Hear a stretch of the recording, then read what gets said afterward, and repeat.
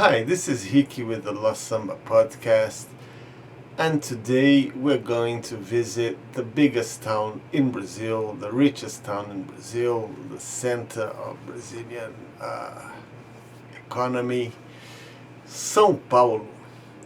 And we're going to speak about the most unlikely sambista in the history of Brazilian samba, Adoniran Barbosa. Venho por meio dessas mal traçadas linhas comunicar-lhe que fiz samba pra você. To start things off, we have to know that Adoniran Barbosa was the artistic name of a guy called João Rubinato, and by the surname you can already guess, Rubinato. He was from Italian descent. His parents were Italians, so he was first generation Brazilian. They came from a place near Venice called Carvazare. Most people associate immigration to the New World, Brazil is part of the New World, to making a fortune in a new country, to new opportunities and everything. And this was not the case for most immigrants. They came from all over the world in the 19th century and the early 20th century, from places like Japan, Portugal, Spain, Lebanon, everywhere you can imagine. Italy also was a big provider, Germany, Poland. And these people, they represent a very shady side of Brazilian history, a very shameful side of Brazilian history. So when slavery was abolished, the Brazilian government at the time decided that they didn't want Brazil to become a black country. So they sent emissaries all over the world to get white people to come to Brazil to populate Brazil after slavery, promising land or like excellent conditions for them to grow and everything. But this rarely was the case. When they arrived in Brazil, they arrived with a huge debt because the landowners or the people who sponsored their journeys, they paid for their journeys, they paid for their food on board, they paid for their stay while they didn't go to the farms. And so this created a huge debt. Then they'd get to the farm, they say, look, by the way, your salary is so much, but your debt is so much, you have to pay it off. And then in the town, the stores all belong to the owner of the farm. So they were constantly in debt. So these were debts that were never paid off. So many of these immigrants from all over the world, when they arrived, especially in São Paulo, because São Paulo was the richest state, they offered the most jobs. These people lived very poor lives, which was the case of the Rubinatos. João's youth was marked by not going to school. He didn't like school. He gave up on school very early. So it was marked by a lot of menial jobs. He worked in factories, he worked as a delivery boy, he worked with shining people's shoes, all sorts of like menial jobs. And he and his family landed in São Paulo, but he continued with these very low-ranking jobs because he didn't have any education. Now, at the time, first theater and then radio were booming industries, and they offered at first sight a lot of opportunities for people like João Rubinato, the future Adoniran. So he tried his luck, first with theater, but he was rejected. He didn't have the stature or the posture of, he was a rather short guy, skinny, not the best looking guy. So he didn't get into theater, but when the radio started growing, he managed to become a voice talent in comedy shows.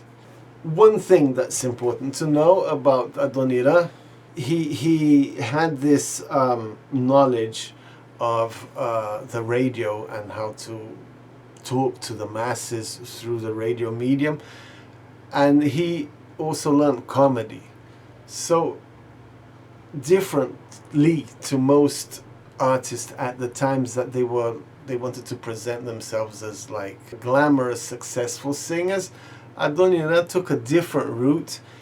He never intended to be glamorous, nothing. He intended to speak to the people, and he was like an anti-hero. His songs spoke about the most simple people that you have, people close to misery or in misery, like financial misery, not emotional misery, and he spoke like them, to them, and with the same authenticity of someone who had experienced it. The sambistas in Rio and Salvador, they spoke about the candomblé, about the traditions, about the deities, about things like that.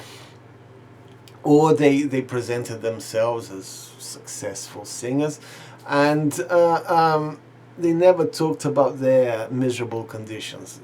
In this, Adoniran was very different, and that marked his work. Anyway, for pure commercial reasons, probably, and also because he had some talent for it, he decided that being an actor didn't give any money, and being a singer or writing songs gave more money. So he began to write songs, also with not much success, but finally he had a breakthrough. There was a contest for carnival music, which he finally won.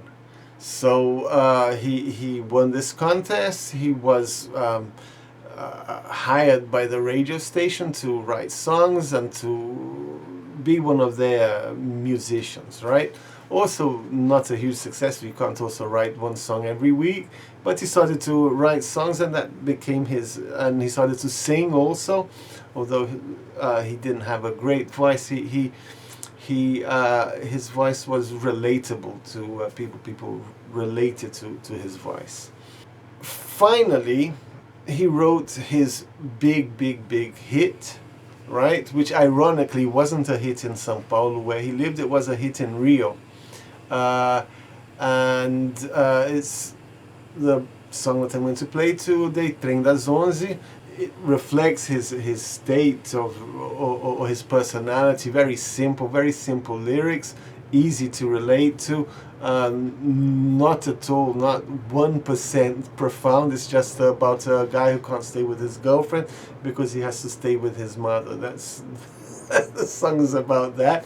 But it was a huge success in Brazil and later on outside Brazil. It's a song that people got to know all over the world. Very catchy song, very easy lyrics, very easy music, and this was this made him. This song, Trem das 11, it wasn't him who sang it. It was a band who became very close to him after this and throughout his career, called Demônios da Garoa, the demons of the drizzle, which is an allusion to São Paulo's horrible weather. It's a very rainy place. It gets properly cold there, and so it's an ironic mention of São Paulo for the rest of Brazil, the demons of the drizzle. Eu não posso ficar nem mais minuto com você.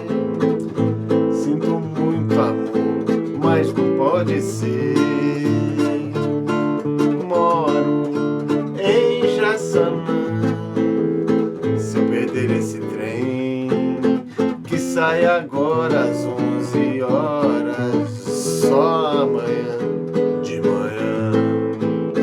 Não posso ficar nem mais minuto com você. Sinto muito amor, mas não pode ser. Moro em Jaçanã.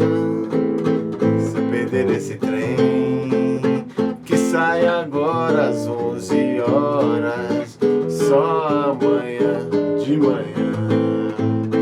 E além disso, mulher, tem outra coisa.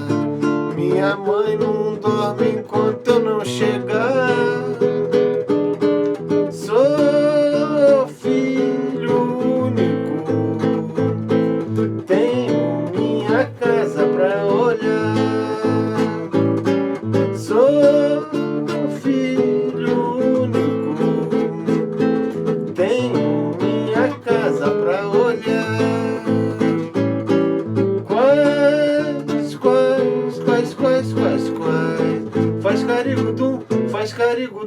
faz carigudum.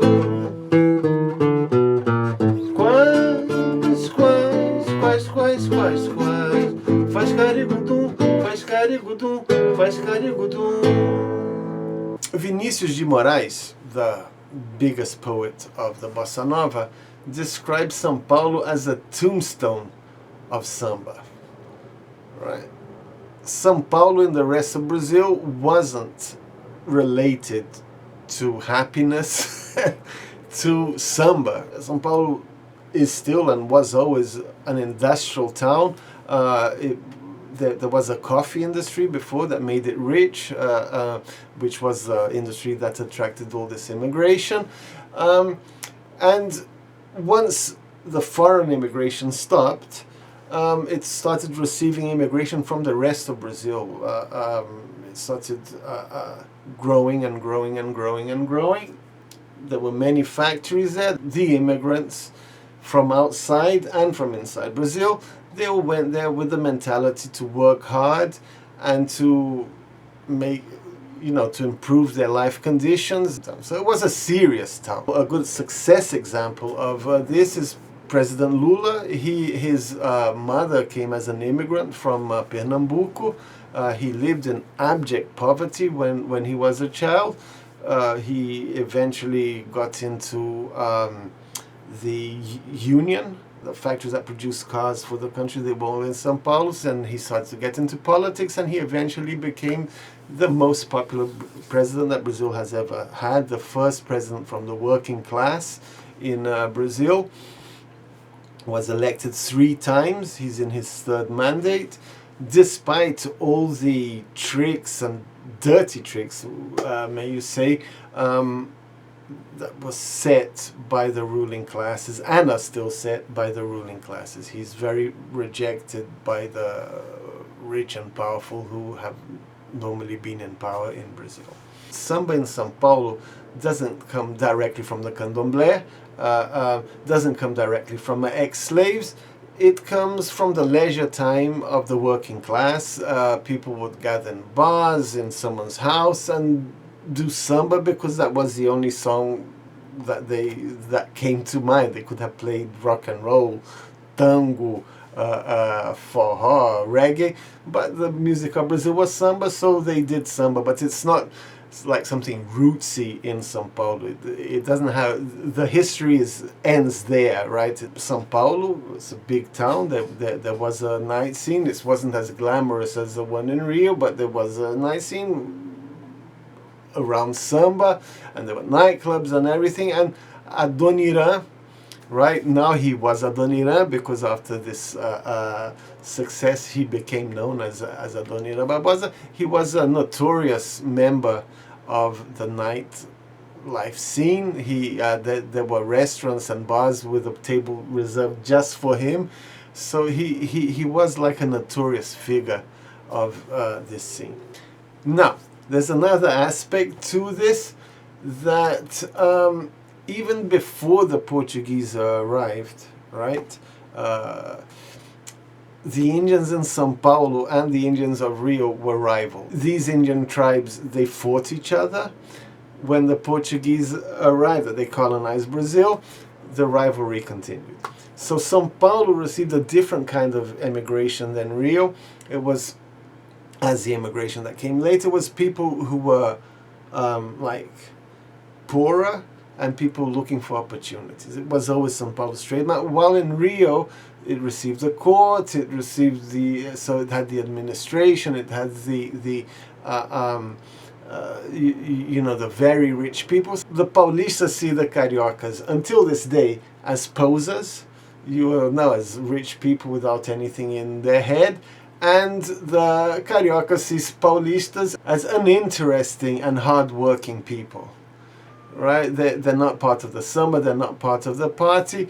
When I lived in Brazil, when I was younger, what I used to tell Paulistas is that they worked to spend their money in Rio, which is not far from the truth, at least at the time. I haven't lived in Brazil for a while. Gradually, São Paulo grew much more important, especially after Rio stopped being the capital. the all the economic power went to São Paulo. When I was younger, all the headquarters of the big multinationals were in Rio, but gradually probably the executives in the States said, come on, you just want to have a good life in Rio. No, you're going to São Paulo, where the factory actually is. The football is equal, although Rio had the Maracanã and had wonderful players. São Paulo too, Pelés from Santos, that's in the state of São Paulo. The only thing that Rio won was in Samba. So the Paulistas obviously said, well, we have our Samba, right? We have Adoniran Barbosa.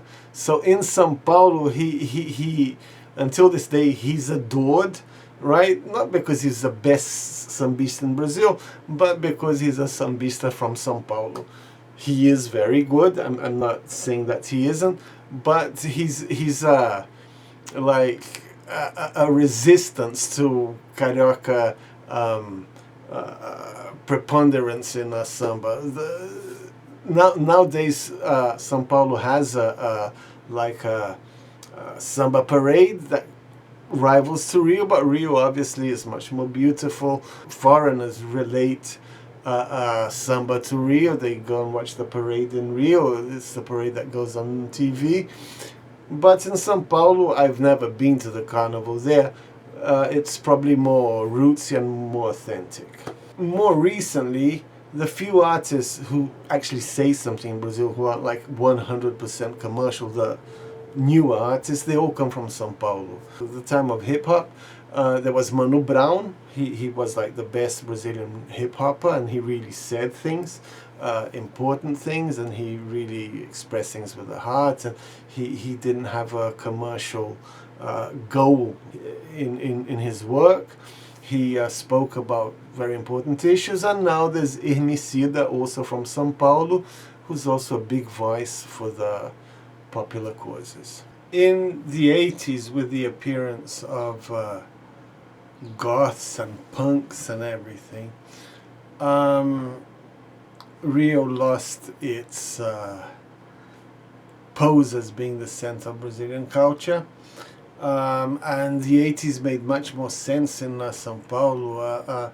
There were goths and punks in Rio, but they were all like middle-class kids trying to do something that they really didn't understand. And if you really wanted to live the 80s and have that experience of what was happening, similar to what was happening in London, with all those bands and everything, you had to go to São Paulo. You know, it was really ridiculous. You'd come back from a party 5 o'clock in the morning or something, and you'd see the people running in the beach, and like goths and punks all, you know, with their hair all dressed in black in the heat. It just didn't make any sense. While in São Paulo, because it's much more urban and the culture is more similar to the culture in Europe, where that was all happening. After the 80s went and the goths went and the punks went, the Rio stopped being the center of Brazilian culture. In the end of his life, 80s, Adoniran came back to the fore. He recorded a very famous documentary with Elis Regina, one of the muses of the Brazilian music in the 70s. That was very well received, and he established himself as like the icon of Paulista Samba. I hope you liked today's podcast, and I hope to see you again next week. All the best. Até mais. Bye.